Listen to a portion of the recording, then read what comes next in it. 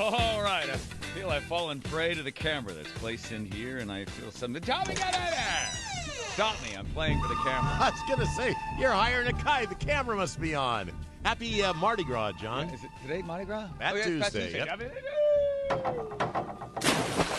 I know that because tomorrow you're going to come in with a big smudge on your forehead. I am going to have ashes. Yes. Well, the Freitag was saying, hey, don't forget ashes.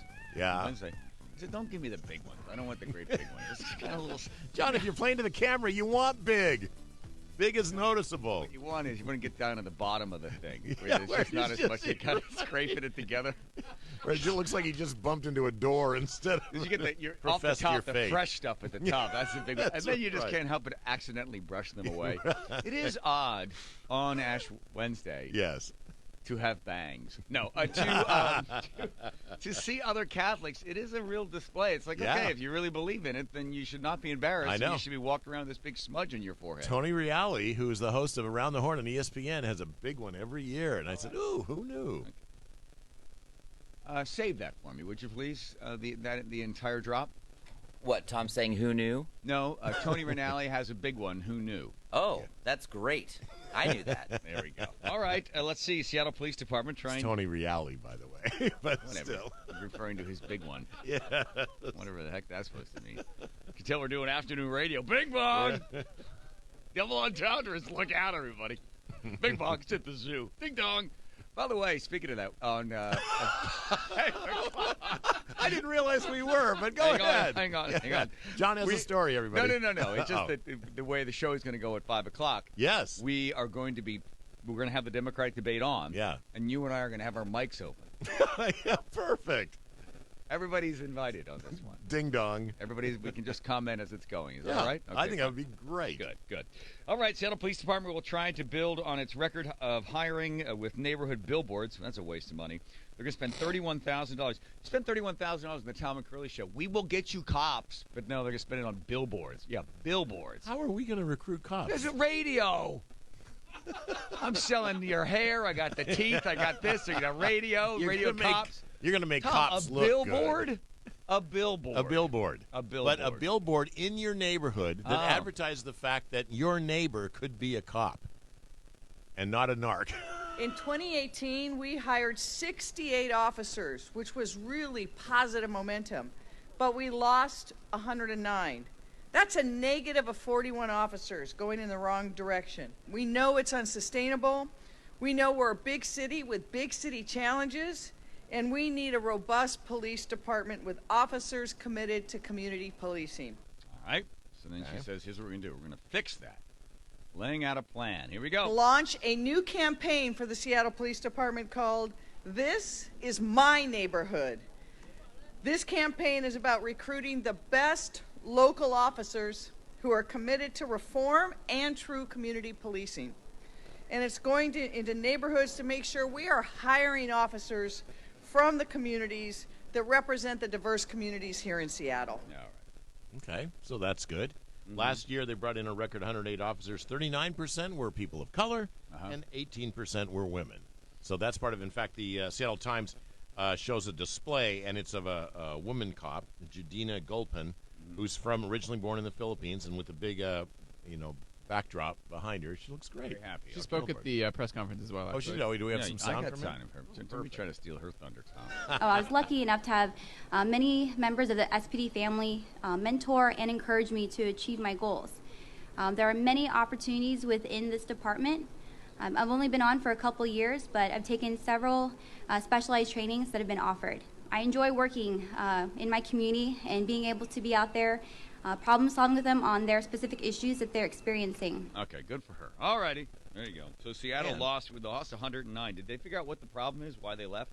They brought in 60-some and then 109 left. Some retired. Yes, they say so. Right now, this is happening across the country that a lot of baby boomers are now retiring.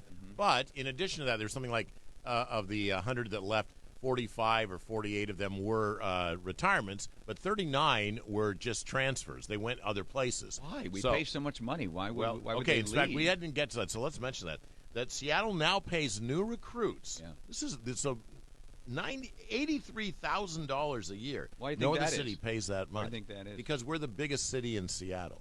But also, we want to recruit the best, and so we ought to pay the best. But right now, there is a sense that among a lot of cops that Seattle and Seattle City Council, like a lot of liberal cities, don't support the cops enough. And I think one of the best indications of that is the cops just elected a hardliner, somebody who's maybe even harder than most of the cops in there, because they feel like they want a forceful advocate for their position, and they feel like they're always the ones being blamed for whatever troubles Seattle is facing, and they feel like there's not enough Seattle support, Seattle City Council and general populist support for them dealing with the homeless and the drug addiction and all of that. So there are significant issues to be dealt with. We're also a booming city. We've got a big economy. We also have unemployment is so low that if you don't want to be a cop, even the money isn't enough lure. There are lots of places to find jobs elsewhere. So that's another factor. Lots of factors leading to this. The big factor is the fact that the city council and the mayor do not have the backs of the police officers, and police do lots of investigations, and they do work because that's what they do naturally. So they call their buddies in Seattle. They said, hey, is it worth it? $87,000 sounds like a lot of money. That's the most amount of money I think any major city or any city in the United States is paying. Certainly more than New York and more than Boston and more than Dallas. That's a lot of money. They must be paying that money for a reason. Yeah, they have to try to attract them. So how are they doing when they're attracting? Not very well. If they're offering $87,000 to start, $83,000 to start, right? Yeah. They must have to. They've got to put that big number out there because they've got to get people to come to a city that craps on their police. So then what you have is you have a problem recruiting, and you have a problem maintaining, because they get in there, young cops get in, and they don't like the way the city treats them. And I'm speaking about the city council. So they leave. They go somewhere else. So if you look at Bellevue doesn't have a recruitment problem. They're exactly where they want to be. They got the right amount of people. Same Tacoma is just off by a little bit. I even looked at New Orleans, which has a consent decree against them, and they're doing pretty well as well. So it really is pretty specific. You get certain cities that treat their cops badly. San Francisco, Seattle, you can't retain them. So you have to offer $87,000 to get them to stay. Okay, well, if 66% of the police departments are understaffed, I'm not sure that all of those that are understaffed are all because they come from liberal cities. There are not that many liberal cities in town. So I would just think it is a factor. In what town? In any of those, whatever the grand swath of the top 200 cities, and 66% Most of them are understaffed. Most of them are run by Democrats. The 66% of the cities? Most cities are run by Democrats. That's why you can account for. You want to go through them? Okay, well, Chicago. No. What are you going to go through 66% of the 200? I'm going to tell you that most major cities, cities? most major cities in the United States are run into the ground by Democrats. They're not run into the ground. They're run by Democrats because they're popular choices, because that's the will of the people. No, that's because the people. The reason that we have DOJ ruling against us is because there was an uproar from the citizenry about the way the police were handling things, and so that's why we're still working under that order. There are pushbacks. There are people in this town that feel like the cops were out of control. Yeah. That was almost a decade ago. Things seem to be a lot better, but that's why we came to be where we are, and that may be where it is. Nope.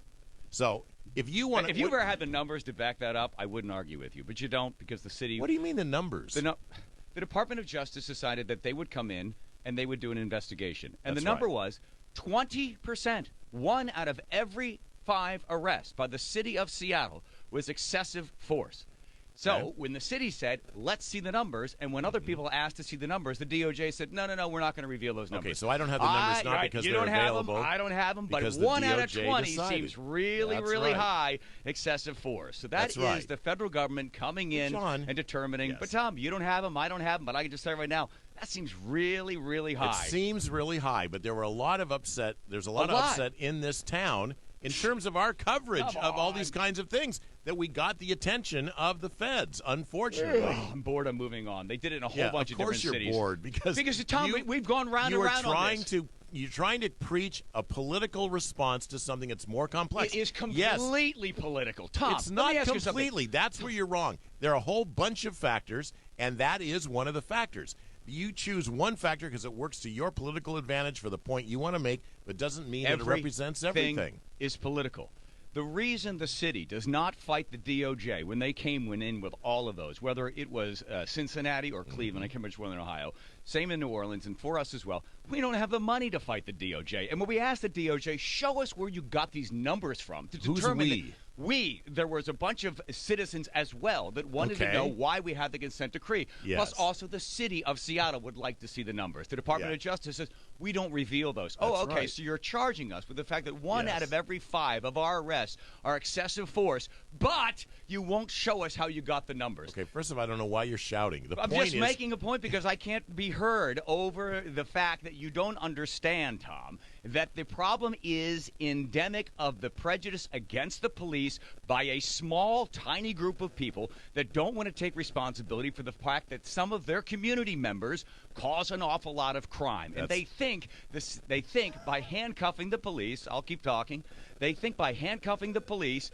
they will be able to stop the crime. The crime is occurring, the police are looking the other way, and we have increased problems with the crime, and we have the police that don't want to be treated that way leave the city. And that's the problem. It's not a billboard. It's not a cute picture of somebody standing. This is my neighborhood. That ain't going to do it, Jenny. You know what the problem is, but you don't want to address it. We have it's something like $1.2 million to spend, and they're only spending $31,000 on these billboards. So to dismiss the billboards as well, that's a complete and utter waste of time. It's only a small fraction of what we're doing to try to recruit people, and we've recruited more than we ever have. So there is a sign that our recruitment is working, and if it takes us to pay cops more to do the hard work in Seattle, I'm all for it, and I think you should be too. Of course, you're not a Seattle citizen, so you wouldn't have to pay it. I have no problem about paying them as much as that, and if they feel like the citizenry is against them, the cops, most of them still stay. There are a lot of people that are retiring, but most of the cops still stay as cops. They don't have to, and if they don't want the jobs, they can quit too. The idea behind paying the cops because it's a tough job and maybe the citizenry is against it that's good. I think that's fine. It's a tough job. I would never say that the cops don't have a tough job. I've always advocated I'd be willing to double cops' salaries. If they do a good job, I think they're more than worth that kind of money. Yeah, well, I don't have a problem. They just about double it because they don't have enough, so they get paid overtime. But overall, this is the problem with the city. And if you speak to the police, I don't know how many ride-alongs you've done, how many police officers you're friends with. So, right, the problem is you are only friends with cops. Oh, no. Oh, that's right. I That's don't talk the danger. To the citizenry, the citizenry that you talk about. Citizenry, Citizenry. I'm not friends with them. I don't do volunteer work at Union Gospel Mission. Something tells me that you do not hang on the out board of with Parent the legal advocacy. I'm not on the board of Parent Trust of Washington Children. That want to make sure that cops don't break the law. Tom, the advocacy groups that you always are scoffing at. Of course, you are the perfect mouthpiece for the cops. Right. They deserve a mouthpiece. I don't have a problem with that, but it's only one partial look at the Who was problem. the woman that was running for mayor that wanted to abolish the police department? Nikita Oliver? Yeah. Get rid of the police. Okay, good. So do you hang out with hold Nikita? On a second. This is a citizen that is apparently thinking that wants to run for office, and people supported her, and one of her platforms was, let's get rid of the police. And then you have other people like Shama Sawant call them murderers. You want to handcuff the police, or you don't want to give them any better funding, right? You don't want to give them any funding. These people look at the police and say the police are the problem. The police are the problem, not the people that are committing the crimes. Yes, John. It's the police. Yes. And do you hang out with Nikita Oliver? I've never hung out with her. Exactly. I'd love to meet her. If she was you in here, I only didn't get a hang chance out to with talk the to cops. And I think that's good. I think it's fine. It just shouldn't give you tunnel vision that's the only concern. All right, I'll address this and then we'll move on. You ready? I don't only hang out with the cops. I'm on 3 or 4 different boards. I work with different organizations that are nonprofits, all things that you don't do. So to accuse me of only hanging out with the cops is an unfair sort of portraying me as somebody that's completely out of touch. I work at Union Gospel Mission. I go down to Union Gospel Mission. I've never seen you there. I talk to the people that are sitting there that are drunks, that have drug addictions, and I ask them and I talk to them about what's happening in their life. I'm involved in that. I'm involved in Northwest Heroes, which helps with people, and I give them money every single month, something you don't do. These are the people that have mental illnesses in the state of Washington that are not getting services. I support them financially. So to say that I don't understand both sides, I get it, Tom, but I see what happens on the street. I talk to the police officers, and then I also talk to the people that are being arrested. So I have a pretty good idea of what's happening in the city of Seattle. And I can tell you right now, the reason those cops voted for that guy, which I don't think is going to be effective, he's going to get in there and try to bare knuckle it against the city council, and good luck, because the city council will control the pay. Okay. And that's the biggest problem for the city of Seattle. So do you hang out with any of the people that elected that city council that you so despise? I don't know. That's what I mean. So you have a very strong position because the cops talk to you, and the cops that are maddest are the ones that get your attention, which I understand. No. The problem is there is a pushback on the other side as well, and that's what the city council is meant to represent. How many of those cops live in Seattle? That might be part of the None. problem. They don't want Yes. to. You know why? They say that the Because guess is less than half. Right. They don't want to live So there. they do not represent the voting electorate in the city that they are policing. No, but they have And the that could laws be a in which they're problem. working under, right? That's right. The voting electorate would want to abolish them. Some of them wanted to get rid of cops altogether. I know a lot of liberals, and I don't know any liberals that want to abolish the police. Okay. In Well, fact, there was liberals are one. willing to pay them a lot of money. She was running for office. Okay.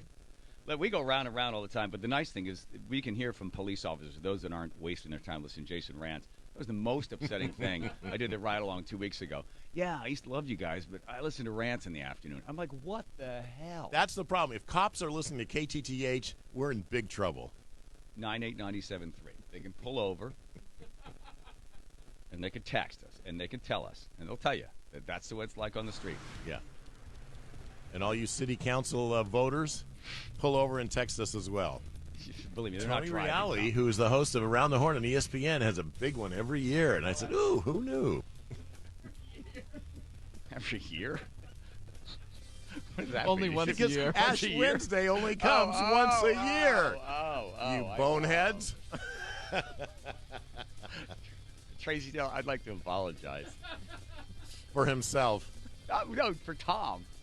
And for why? And this guy with his annual erection or whatever it is Oh, that Tom was wait, talking about. you know, Oh, that's- there you see. Sorry Okay, about that. well, you know, we have Too some literal. police activity that's happening right now on Payne Field Way. It's closed between Holly Drive and Hollowdale Place.